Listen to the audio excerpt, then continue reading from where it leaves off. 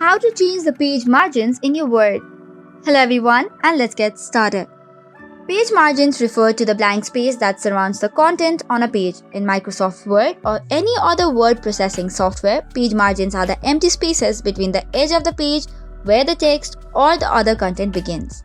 So, on today's video, let's discuss how could we change the margins of the page.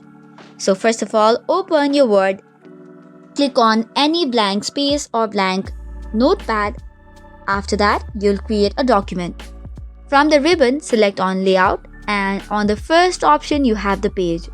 You can select the different kinds of page margins such as normal, narrow, moderate, wide, office default, and much more. You can select and choose how to start any of it. Additionally, you can also arrange it from the ribbon. Or what you can do is click on the custom option which is on the bottom, which will open a new tab. From here you can select the top margin, bottom margin, left and right margin along with additional positions. You can also choose the orientation such as landscapes or portrait. Select the multiple pages and then change the whole document or a single page as well. So this is all for today's video. For more such contents, do not forget to hit the like and subscribe button. Thank you and keep watching.